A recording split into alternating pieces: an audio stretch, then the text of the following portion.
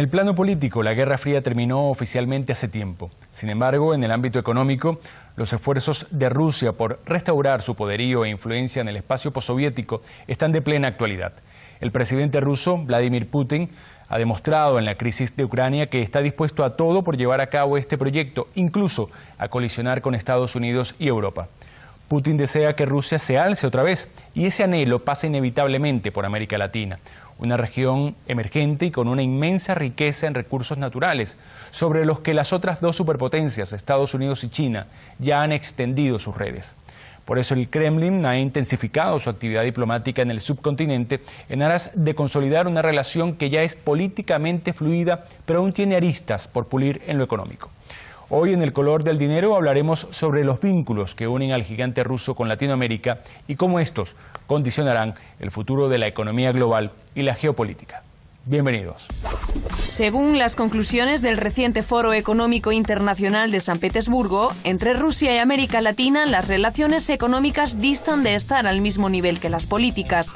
Por ello, sería beneficioso para ambas partes ampliar los espacios de intercambio a fin de reforzar los enlaces comerciales y financieros. La mayor parte de la riqueza de América Latina proviene de los recursos naturales, lo que brinda excelentes posibilidades de colaboración con Rusia. La diplomacia entre ambos bloques se ha intensificado en los últimos meses, como demuestra la reciente visita al subcontinente del canciller ruso Sergei Lavrov.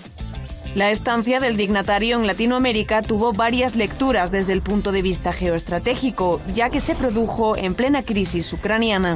Según el Fondo Monetario Internacional, el intercambio comercial entre Rusia y América Latina alcanzó en 2013 los 13.300 millones de dólares, con Brasil y Argentina como sus dos principales socios comerciales.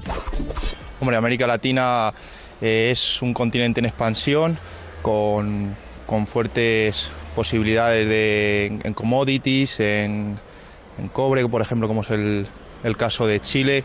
Y bueno, puede haber intereses económicos muy fuertes actualmente. Estamos viendo una Europa un poco más empobrecida y bueno, parece que el crecimiento viene de esa zona. Pero me imagino que todo el mundo busca oportunidades comerciales, pues Putin también las buscará, me imagino. Que buscará allí lo que no encuentra en Europa, algún tipo de alianza o de cliente, algún aspecto comercial, ¿no? Influencia y mercados. América Latina, yo creo que Rusia a mí me sorprende que busque algo, porque está más cerca, por ejemplo, China, que ha llegado a un acuerdo con ellos de suministro de gas. Entonces, entiendo que no debe buscar mucho. Dispuestos ya en la mesa del debate del Color del Dinero, les presentamos a nuestros invitados. Luis Esteban González Manrique, redactor jefe de la revista Política Exterior. Bienvenido. Gracias, encantado. Y también Roberto Montoya, miembro del Consejo Asesor de Viento Sur. Bienvenido. Muchas gracias. Bien, para nadie es un secreto que América Latina siempre ha estado influenciada por los Estados Unidos en el plano económico. Y por otra parte, China también se ha hecho un espacio en lo que el mercado de la región se refiere, al ser en este caso uno de los principales clientes de muchos países de América Latina. ¿Qué sitio en este punto, en este ajedrez económico, le queda a Rusia? Luis Esteban. Bueno, el papel de Rusia tuvo un papel geopolítico importantísimo durante la Guerra Fría, desde el año 59, sobre todo con motivo de la Revolución Cubana. Y de ahí una serie, la forma en que nuestro continente se convirtió en un tablero entre la rivalidad de los Estados Unidos y la Unión Soviética. Eso hizo que Moscú tomara posiciones muy concretas, muy determinadas en una serie de países. Por ejemplo, en el Perú, en los años 70, con el gobierno militar del general Velasco, fue el principal proveedor de armamento en el Perú. Pero desde el fin de la Guerra Fría el papel se ha ido disminuyendo, tanto es así que Rusia incluso retiró sus bases militares de Cuba. Ahora con el conflicto en Ucrania parece que Rusia tiene un afán de recuperar posiciones. Y de hecho el ministro de Exteriores ruso, el señor Sergei Lavrov, estuvo ahora en mayo en 4 países, en Cuba, en Nicaragua, en Perú y en Chile. Pero las relaciones básicamente son de venta de armamento, y en Venezuela en concreto. En este caso, Roberto, el papel de Rusia en ese nuevo marco, en el marco actual. Sí, yo creo que Rusia en realidad empieza a dar sus primeros pasos en América Latina coincidiendo con la llegada al poder de Vladimir Putin, su primer mandato, en 1999, que coincide con la llegada al poder de Hugo Chávez en Venezuela, y que es un periodo en el cual Venezuela y posteriormente Bolivia, Ecuador, los países que abogan por un cambio muy importante en las reglas de juego en América Latina y por frenar la influencia tan fuerte que tenía no solamente Estados Unidos, sino el segundo inversor, que es España, ¿no? Antes que China, digamos, en orden, Estados Unidos y España, pues intentan romper mucho de esas dependencias de los grandes organismos internacionales, y entre eso está la diversificar sus relaciones comerciales con distintos países. Ahí está la entrada de China muy fuerte, y en segundo lugar, dentro de esos nuevos actores, también Rusia, y digamos que en otro plano incluso Irán también empieza a tener una entrada en un mercado y en una región del mundo donde no tenía presencia. Es a partir de ese momento que Rusia ve que existe una posibilidad de un espacio con esas nuevas condiciones que se han dado, en la cual hay más predisposición de estos nuevos gobiernos progresistas en general. No es que Rusia sea claramente progresista, ni mucho menos, no tiene nada que ver con su historia, los valores que hoy puede defender el señor Putin, pero hay una posibilidad de competir en ese mercado. Y ¿O se suma quizá la posición contraria, por ejemplo, a los Estados Unidos? No, yo creo que los cambios fundamentales que hay en cuanto a lo que existió durante tantos años, la presencia y la injerencia de Estados Unidos a nivel económico, a nivel político y a nivel militar, digamos que todo el paquete va unido, pues se empezó a romper a partir de que se fomentaron la creación de una serie de organismos regionales de mucho peso, como el ALBA, como UNASUR, como CELAC, como Banco del Sur, distintos organismos que pasaron a tener conciencia regional, que antes no tenían, a depender menos de Estados Unidos y las grandes multinacionales y del FMI, etcétera, y de hundir prácticamente el proyecto que impulsó Bill Clinton a partir del año 1995, que era el ALCA, el intento de un área de libre comercio de toda América Latina. De hecho, fue una competencia de estos nuevos organismos que terminaron por sepultarla. Hoy día prácticamente es un fantasma, eso no existe. Dentro de esos nuevos organismos, abiertos, ya digo, a distintos actores a que entren en escena, posibilitó que Rusia empezara relaciones comerciales, por un lado, y la gran diferencia que tienen Rusia y China con respecto a lo tradicional, a Estados Unidos o a España, en que no se nota un intento de injerencia política, van a hacer negocio, fundamentalmente, ¿no? Entonces China en general, como lo hace en África, como lo hacen muchos países, más que una injerencia descarada como hacían las ex colonias, va a ser negocio. ¿Estás de acuerdo en esa visión, Luis Esteban?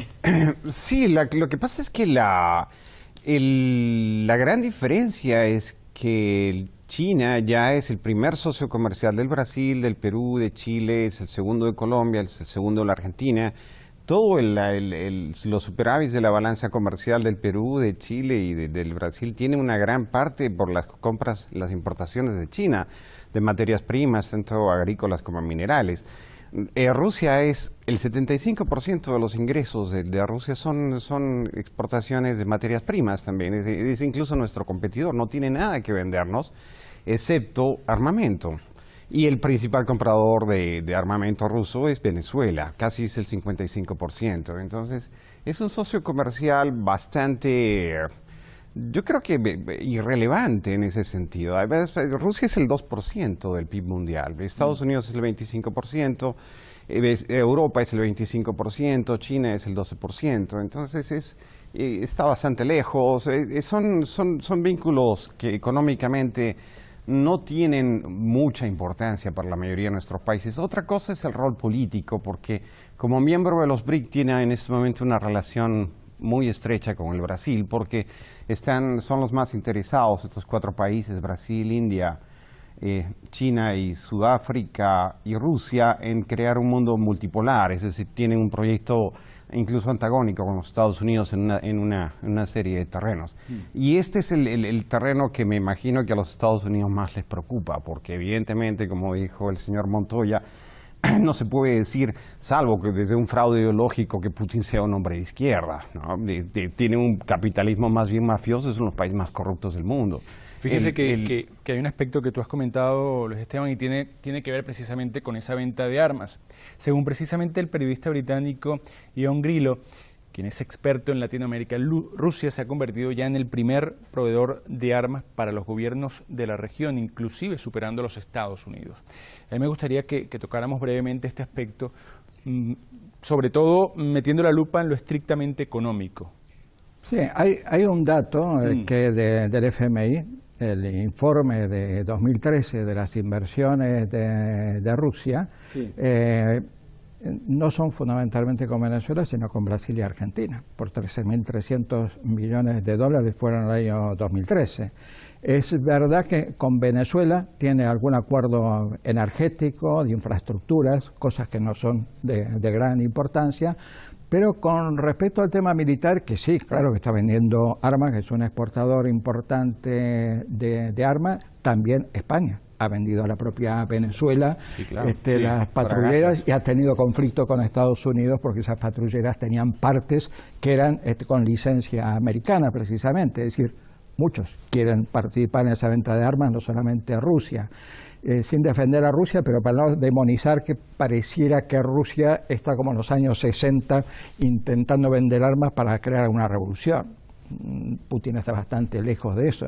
E incluso ha habido hace muy poco por parte de medios americanos un rumor muy fuerte que obligó a varios gobiernos latinoamericanos a salir a desmentirlo, que era sobre el intento de Rusia de crear bases militares en el Caribe, en Cuba, en Nicaragua, en distintos lados, y de que quería conseguir puertos para poder atracar sus barcos, con lo cual creó un clima en medio de la crisis con Ucrania, un clima de cierta desconfianza. En el caso de Venezuela y Nicaragua, sus propios cancilleres salieron inmediatamente para decir que por sus propias constituciones, por la tradición de sus países, nunca aceptarían el atraque de barcos militares extranjeros del país que sea, salvo que sea por razones humanitarias o por maniobras conjuntas, con lo cual hubo que salir al frente porque parecía como que de golpe estaba militarizando la zona, no solamente con el interés de hacer dinero con la venta de armas, sino con una suerte de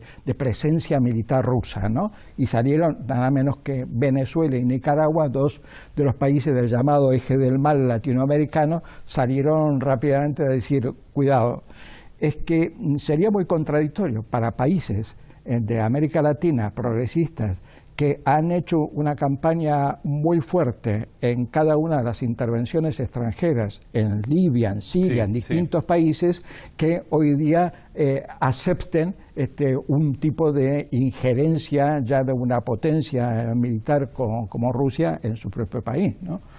Precisamente en uno de los espacios internacionales, como lo fue el Foro Económico de San Petersburgo, se desprendió que los países de América Latina querían y deseaban ampliar, en este caso, las relaciones comerciales con Rusia. ¿No les parece que en este caso es otro golpe de gracia de Vladimir Putin en el marco de toda esta crisis o este enfrentamiento que tiene con Europa, con los Estados Unidos, por una parte para demostrar que puede tener otros frentes sobre los cuales establecer relaciones comerciales, y ahora también viene a mi memoria ese tratado gasístico con China, por ejemplo? ¿No es otro golpe de gracia el firmar acuerdos, por ejemplo, con América Latina? Bueno, lo que dijo sobre las bases en América Latina lo dijo el propio ministro de Defensa, el señor Shoigu, me parece que es su nombre. Claro, pero después fue el ministro Lavrov el que lo desmintió. En fin, parecía que no había una cierta coherencia en el propio gobierno ruso sobre este asunto. Creo que en todo caso se produce en un contexto muy determinado, muy específico, que es el de la crisis de Ucrania, que ya está un poco en reflujo. Entonces, me parece que no tiene muchos visos de de ser eso, entre otras cosas por las que dijo el señor Montoya. O sea, ¿no formaría parte de una estrategia realmente de Rusia? No me parece que tenga capacidad Rusia para tener una política latinoamericana tan ambiciosa y sobre todo en un aspecto militar. Lo que sí es cierto es que las relaciones con Venezuela tienen una alianza estratégica firmada. Hugo Chávez conoció a Vladimir Putin en el año 2001, es decir, casi prácticamente los dos en los primeros años de sus gobiernos. Y yo creo que Putin nunca estuvo en Venezuela, pero Chávez estuvo 12 veces en Rusia por muchos motivos, y yo creo que tenía una amistad personal muy estrecha y sobre todo una admiración política. Y tanto es así que yo creo que muchos de los aspectos del régimen chavista en Venezuela está muy calcado de la Rusia de Putin. Por ejemplo, la presencia de los oligarcas, ¿no? Son personajes enriquecidos a la sombra del poder, que en Rusia, por ejemplo, controlan el 35% del PIB. Son 111 oligarcas, y además que son los que compran los medios de comunicación, que es una cosa que imitó Chávez exactamente en Venezuela. Sí, yo creo que si nos ponemos en esa discusión, yo disiento totalmente con la visión sobre Venezuela, y aparte creo que el grueso de los oligarcas venezolanos están en la oposición y no en el gobierno. Pero lo que no quiere decir que no existen, ¿eh? Que no existe una boliburguesía muy potente, que no y es muy lo importante mismo que la oligarquía, pero bueno, creo que ese es otro terreno. En cuanto a lo que tú decías de los intereses de Rusia, sin pensar, yo también, de acuerdo con mi contertulio, que Rusia hoy día no es una superpotencia. Es decir, ya la Unión Soviética se acabó, Rusia no tiene esa capacidad, aunque Putin es el que hace grandes esfuerzos para recuperar en lo posible eso. Es decir, en el marco de la crisis de Ucrania está claro de que Putin viene haciendo una ofensiva diplomática y económica por distintos lados importante. Es el que logró parar la intervención en Siria, recordemos, ese es el que rápidamente también se plegó al acuerdo con Irán para tranquilizar sobre el tema nuclear, y es también cuando se plantea la posibilidad de sanciones a Rusia, que él sale con una carta que viene trabajando hace tiempo. Aquí está, la Unión Euroasiática, en la cual recupera un poco de lo que fue el viejo Comecon, del viejo mercado común de los países del este. Ahora, Luis Esteban, un momento, porque hay un aspecto, hablando precisamente de esa ofensiva internacional y tomando otro aspecto que te habías destacado, Luis Esteban, y es esa visita, por ejemplo, que hizo el ministro ruso de Asuntos Exteriores, Sergei Lavrov, a varios países de América Latina, y en ellos el ministro en este caso llegó por lo menos a plantear a gobiernos como el peruano, como el chileno, la posibilidad de firmar un tratado de libre comercio, y en muchas fuentes pues se insistió en la posibilidad de si realmente Latinoamérica, por ejemplo, podría ser el escenario de una versión light, por llamarlo de alguna manera, de lo que sería la Guerra Fría, en este caso en el marco de lo económico. Me gustaría conocer muy brevemente tu opinión en cuanto a eso, porque sé que lo estuviste siguiendo, Luis Esteban. Sí, claro, pero muy brevemente porque tenemos que pasar a las encuestas. Sí, entonces, bueno, de todos modos, lo primero que hay que considerar es que somos 20 votos en Naciones Unidas. Eso es muy importante para cualquier país del mundo. Sí. Además, hay alguna tendencia en que ciertos terrenos América Latina vota en bloque. Entonces, por eso es que además Rusia ha creado RT en español, que transmite 24 horas, tiene una gran audiencia. Y además no hay que olvidar que una de las presentadoras estrellas es una chica neoyorquina venezolana que se llama Evan Gollinger, que es la novia de la revolución, que la llama Hugo Chávez, que tiene un discurso ideológico muy radical y es, como les digo, es parte del antiamericanismo obsesivo que se difunde en este momento en Rusia. Pero además en el voto de la Asamblea General de Naciones Unidas se vio lo importante que podían ser la posición de los países latinoamericanos en cuanto a la anexión de Crimea. Pero le salió mal la jugada, votamos casi en todos en contra, excepto Brasil, Argentina, me parece que se abstuvieron. ¿Puede convertirse Latinoamérica en un escenario light de una... No, yo no creo que a ese nivel estoy de acuerdo con el que Ese escenario no es posible porque Rusia no tiene hoy día un nivel de inversión económica y entra muy retrasado como para jugar ese papel. Está claro de que intenta tener su parcelita de influencia y de negociación, necesita aire, necesita otros mercados y entonces intenta tocar. Este viaje de Lavrov, es verdad, estuvo con dos países que forman parte del bloque radical, digamos, del ALBA, estuvo con Cuba, estuvo con Nicaragua, pero estuvo también con Perú y Chile, que están en la Alianza del Pacífico, que es una gran apuesta, entre ellos de Estados Unidos, de potenciar eso, y en la cual se han alineado una serie de países y Rusia intenta meter las narices también ahí. Ahora, no creo que de eso se pueda desprender de que Rusia tiene la capacidad de competir. Bueno, salimos a la calle y en el marco de este planteamiento les preguntamos si caminamos hacia una guerra fría económica. No tanto como eso, no. Siempre ha habido intereses económicos entre unas zonas y otras y bueno, es lo que mueve el mundo y el crecimiento de la economía y tanto como una guerra fría, yo no me atrevería a llamarlo así. Yo creo que caminamos hacia un gran conflicto, ya no sé si bélico o de qué tipo, pero un gran conflicto tiene que haber, una eclosión mundial. Bueno, a lo mejor le interesa intereses que quieran beneficiarse solo ellos, pero yo creo que no le interesa a nadie, ni a Rusia, ni a Estados Unidos, ni a nadie. Yo estoy seguro que no, pero vamos, por el camino que va la cosa creo que sí. Yo pienso que no. Parte de las opiniones registradas en la calle. Seguimos con este interesante debate en la mesa del color del dinero. Hay otro aspecto importante y tiene que ver con el interés, por ejemplo, de esos dos bloques económicos. En este caso hablamos de la Alianza del Pacífico y el ALBA, que ideológicamente son totalmente opuestos y que ambos han mostrado interés, en este caso, por afianzar esas relaciones comerciales y económicas con Rusia. ¿Qué ocurre? ¿Por qué tanto interés en Rusia? ¿Qué le puede ofrecer en este caso América Latina a Rusia y qué puede dar Rusia a América Latina, tomando en cuenta que estamos hablando de dos bloques o dos regiones con recursos naturales, y lo sabemos, bien potentes? Entonces, ¿qué pueden sacar uno de otro? Luis Esteban, brevemente. Bueno, somos un mercado muy atractivo. Yo discrepo también con el señor Montoya que sea una iniciativa de Estados Unidos. Es parte de una iniciativa del presidente Alan García. Compartimos los cuatro países políticas económicas muy similares, sobre todo una gran vocación de apertura comercial al mundo. El Perú y Chile y México tenemos firmados tratados de libre comercio con Estados Unidos, con la Unión Europea, con China, con Japón, con Corea. Somos responsables del 55% de las exportaciones, es un modelo exitoso. Vamos creciendo al 6% en el Perú hace ya 15 años. Hay un gran consenso sobre el lineamiento básico de estas políticas económicas. Y si Rusia quiere participar como socio comercial del progreso que estamos experimentando, bienvenido sea.